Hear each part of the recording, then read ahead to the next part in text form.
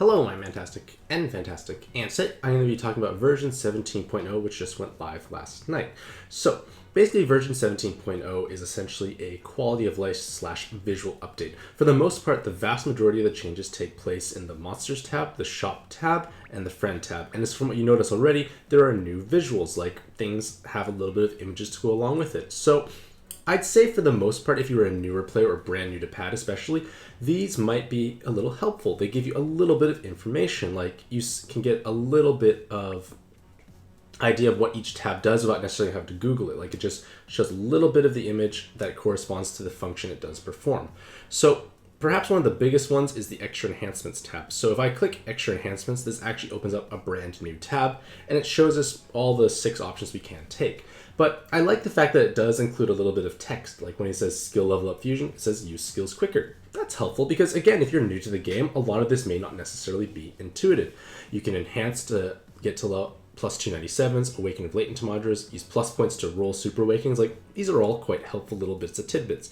And I know it looks a little bit more busy, but like any visual UI update, it's just going to take a little bit of time to adjust, but for the most part things seem a little bit easier because for one, there is no scrolling, and I like that because I know through the various different versions we've had in the past, we have had to basically go through various kind of levels of scrolling, and it could be kind of annoying, but at least at this point there's not. Now, there's one last feature I really want to press or highlight in this, is that when you go to edit team, obviously it's the same, you see your team here, but when you click an individual monster, you're allowed to do some special things. So let's say I click Edward.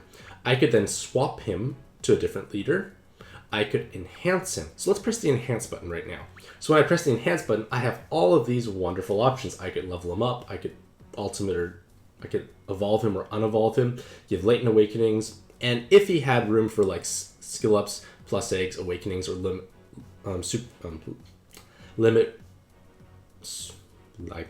limit breakthroughs, it would be at least highlighted so I could perform those actions. But basically the idea is it makes it a little bit cleaner. You can basically spend a little less time going back and forth between your cards and your monster box. So if I wanted to manage assists, I could basically remove that right away and start assisting him once again. Things just become a little bit more seamless overall. So I feel like this is actually going to save us a lot of clicking, a little bit of hassle, and this team here is actually what I was using to play Arena 5 in solo. It works pretty well for the most part. Now, another thing I want to mention is that there was one new monster released. So let's go to my monster box, and I'm going to find one of my many, many Hakus. So, Haku has received a brand new evolution. A lot of these Hakus were untouched from my Dark Athena days, so the latents look a little strange. But there is now I have way too many Hakus, this is terrible. But there is a brand new super reincarnated Haku. So super reincarnated Haku has amazing animations. She definitely brings your waifu to lifeu. But the main problem is this card itself is not that great. And that's kind of expected. This is a new type of evolution. And it does require an exorbitant amount of monster experience to actually level up. It's going to require you basically, I think it's like 50 or 100 million monster experience, like something absurdly high that's not really justified because the card itself is not that great. So if I pull up this image here from Mirrorbot, which is a wonderful resource to utilize on Discord, basically it shows us all the information for Haku.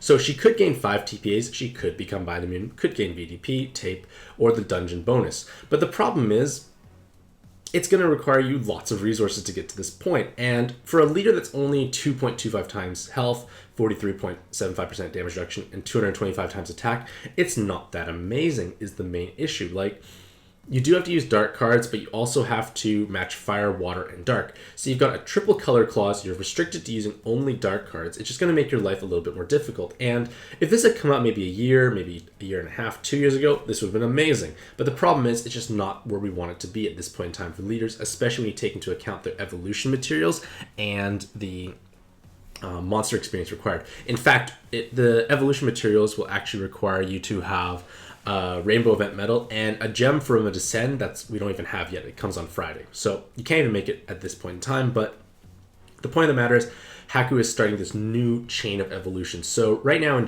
Japan, we have Bastet, who is actually a reasonably strong leader, but it might hopefully continue the trend of powerful Pantheon cards in the future. Again, these require huge amounts of resources to acquire, but at least it is an alternative to all these 7-star Godfest exclusive, 8-star collab exclusive, so on and so forth. So that is essentially all there is in version 17.0. not much else has really changed at this point in time. So let me know what you think about all of the changes below. Do you like the new UI? Do you think it's actually more helpful, or is it just going to confuse you for the most part? As well as, how do you feel about these super reincarnated evolutions?